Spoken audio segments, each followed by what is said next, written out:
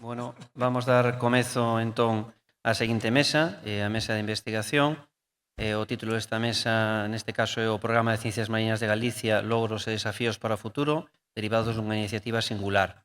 Temos a grande sorte de contar con dous dos tres coordinadores principais, que son Fran Saborido Rei, que é investigador titular do Instituto de Investigacións Mariñas do CSIC, a miña esquerda, a vosa dereita. A súa investigación aborda múltiples áreas da ecoloxía pesqueira, con énfase na ecoloxía reproductiva, o crecemento e a dinámica do recrutamento, co obxectivo de mellorar o asesoramento sobre o estado dos recursos e promover unha explotación pesqueira sustentable. Actualmente, como digo, é un dos coordinadores do Programa de Ciencias Mariñas de Galicia. Vou presentar tamén a miña esquerda, en segunda posición, a vosa dereita, a Rosa Fernández Otero, que é licenciada en Economía pola Universidade de Santiago de Compostela, con DBA pola Escola de Negocios antes chamada Caixa Nova, é coordinadora da área de promoción e transferencia de coñecemento do CEDMAR, leva traballando no campo da xestión da investigación e na economía do coñecemento dende hai perto de 30 anos, 25 deles centrada na investigación e na economía do mar. Forma parte do equipo que colaborou no deseño e na configuración do Programa de Ciencias Mariñas de Galicia e participa no mesmo tanto no equipo de coordinación como a fronte de algunhas actuacións específicas no campo da transferencia de coñecemento, paquete de traballo 11, e do estudo das oportunidades de intervención transformadora no entorno litoral de Galicia, PT10. Entón, damos comezo á presentación do Programa de Ciencias Mariñas de Galicia, os logros e desafíos para o futuro, derivados dunha iniciativa singular. Fran, cando queiras. Bos días. Bueno, primeiro, por suposto, agradecer á organización do Foro Acui a invitación para que en este panel o programa pueda presentarse con todos os compañeros que participamos en él. Ben, pois vamos a facer un poquinho de historia sobre que o Programa de Ciencias Mariñas, unha acción conxunta de 7 comunidades autónomas para abordar unha serie de liñas prioritarias que logo veremos cales son. Esta acción conxunta das 7 comunidades autónomas é impulsada polo Ministerio de Ciencia e Innovación e Universidades, dentro que se chaman plans complementarios. Hai 8 plans complementarios, o de Ciencias Mariñas é un deles, no que participamos, ademais de Galicia, Cantabria, Andalucía, Murcia, Valencia, Baleares e Canarias, con un financiamento total de 55 millóns de euros, das cales 10 pertencen a Galicia, e deles 6 son fondos do PRTR, do Plan de Recuperación postos polo Ministerio, e 4 do FEMPA, que aporta a Consellería do Mar, a Xunta de Galicia.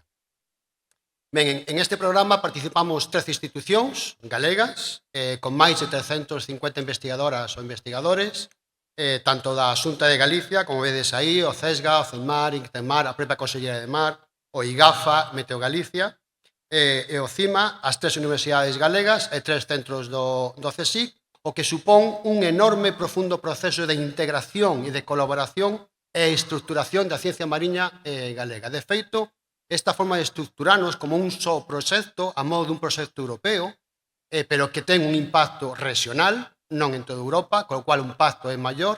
Esta estructura, como digo, de proxecto europeo é única entre as 7 comunidades autónomas. Cada comunidade autónoma fixo unha estructura diferente. Nós apostamos por un proxecto diseñado de abaixo a arriba e de arriba a abaixo.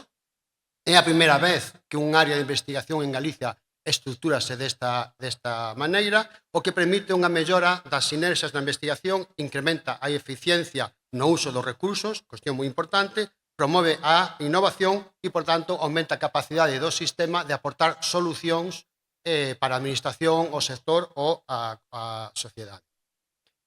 Como digo, a nivel nacional, as 7 comunidades autónomas acordamos traballar en unha serie de liñas prioritarias, basicamente son estas 3, a de observación e monitorización do medio mariño litoral, unha acuicultura sostible, inteligente e de precisión, e a transformación social e económica cara ou para a resiliencia. Nós estruturámonos en 11 paquetes de traballo que tamén son comuns con o resto das comunidades autónomas, 38 actuacións e 132 actividades. Como digo, non son 132 proxectos, nin 38 proxectos, é un só proxecto, unha sola coordinación, aportando coherencia e homoxeneidade ao conxunto do programa. Como temos pouco tempo, vamos ahora a facer unha síntese, porque isto é unha auténtica síntese os próximos 8 minutos de resultados do programa. Pensade que con 10 millóns e máis de 350 persoas traballando, os resultados son inmensos e aquí non se poden máis que pasar por enriba de eles. Na liña prioritaria de observación e monitorización do medio mariño, a necesidade que nós vimos que era precisa respondía ás demandas da sociedade en xeral de ter unha xestión integrada dos ecosistemas.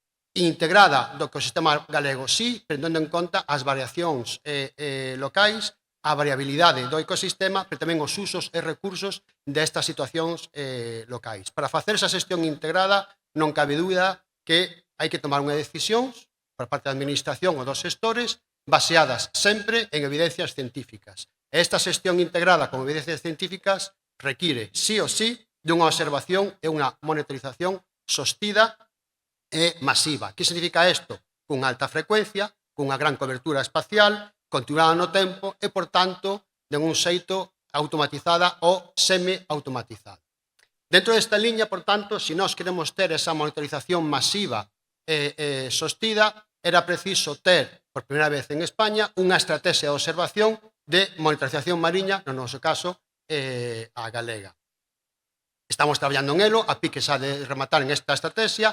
O que estamos é diseñando a estrategia para ser implementada a partir do ano que ven nos vindeiros anos. É un modelo pioneiro de integración dos diferentes servicios e redes de observación que xa existen, identificando as lagoas para poñer máis énfasis en elas, o que permite tomar esas decisións informadas e, por tanto, mellorar a xestión dos recursos, a xestión costeira, etc.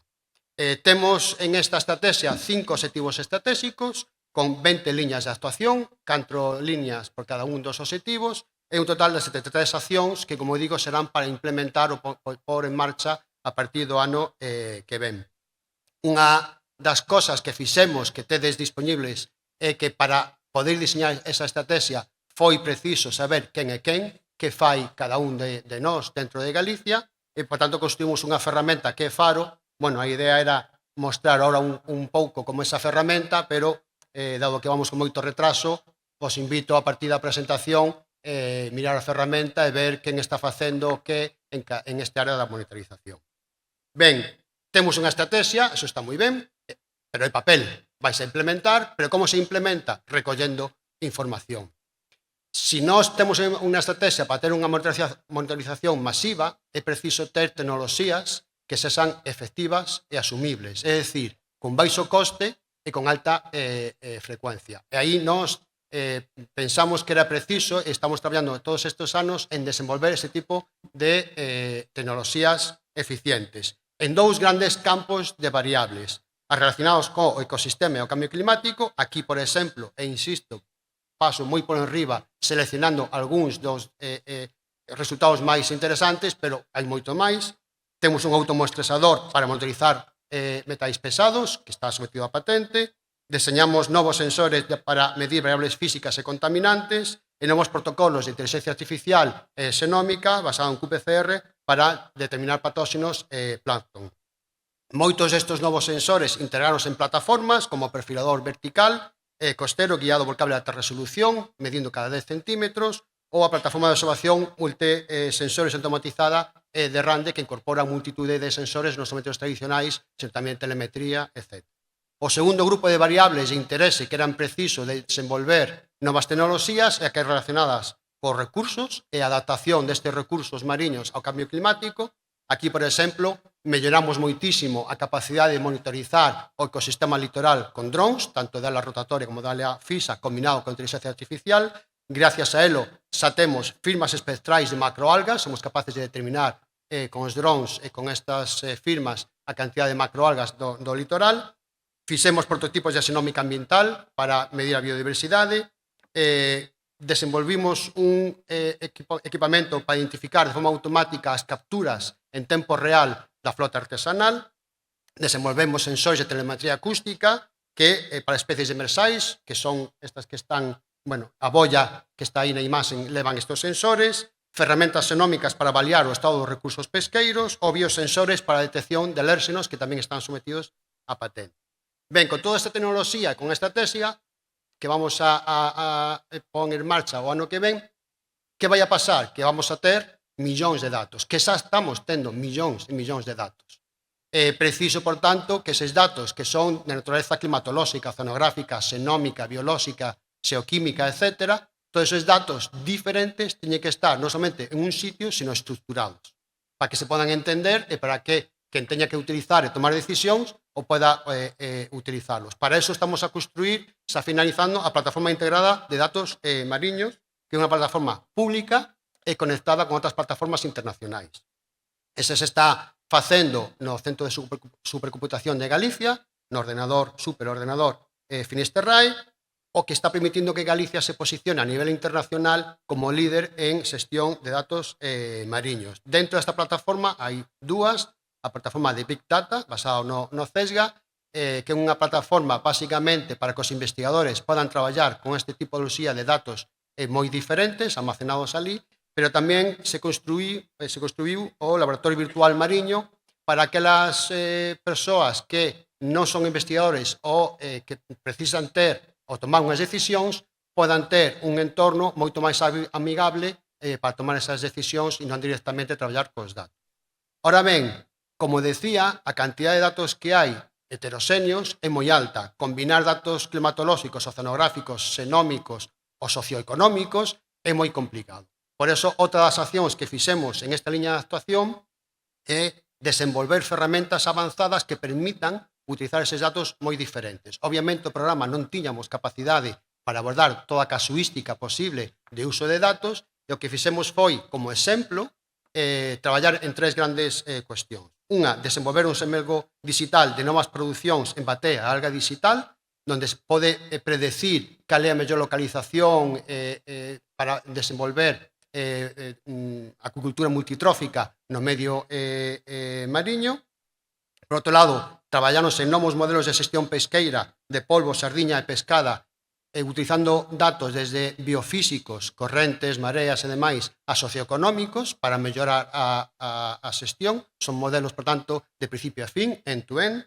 E, finalmente, en desenvolvendo modelos de predición de eventos extremos, como, por exemplo, as precipitacións e como estas podían producir inundacións ou baixar a salinidade das rías, xa sabemos o impacto que isto ten nos recursos, e, por tanto, poder facer unha xestión dos encoros para que ese impacto, esas inundacións, cando hai moita precipitación, sexa o menor posible.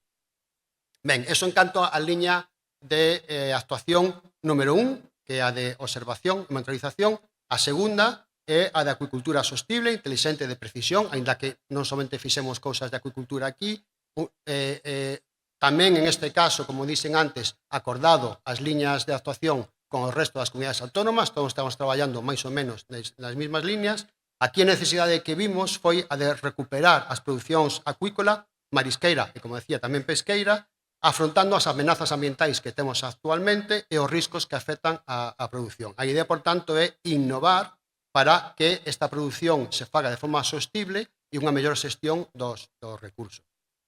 Aquí se traballou en 4 áreas, que son as que vedes en pantalla, pero que a continuación desta introducción, pois nosos compañeros do programa van a falar, van a estar enfocados no aspecto de acuicultura, así que vou pasar un poquinho máis rápido a que tedes logo 4 ou 5 presentacións a respecto. Solamente destacar aquilo que non se vai a falar despois.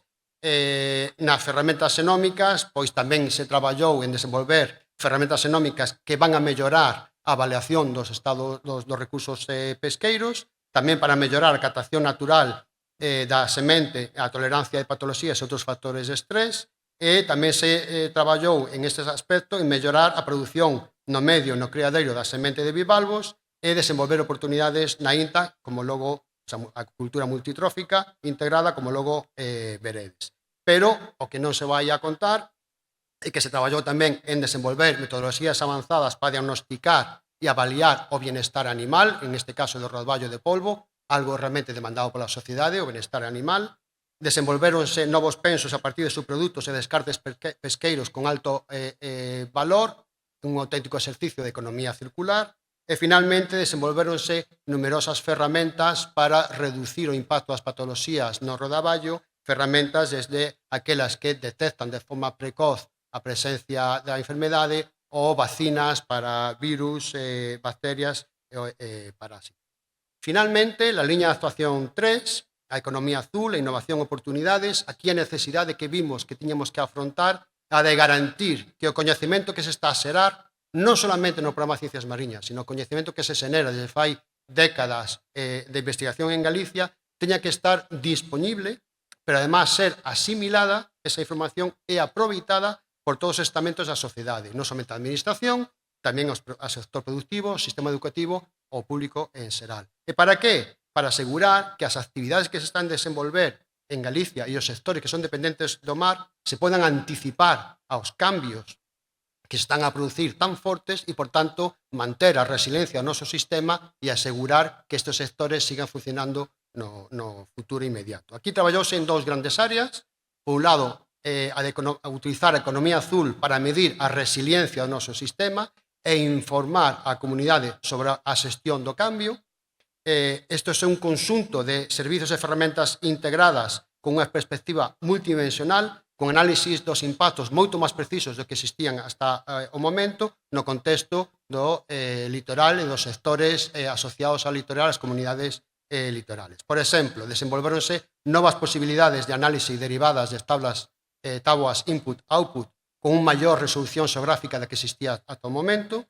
Desenvolveronse ferramentas para avaliar os servizos ecosistémicos que existen en Galicia, como a captura de carbono, ou ferramentas para avaliar os riscos e a vulnerabilidade fronte ao cambio climático nas comunidades costeiras. Todo isto levou a auténticos procesos de reflexión alrededor da importancia das ciencias sociais no sistema de ciencias mariñas.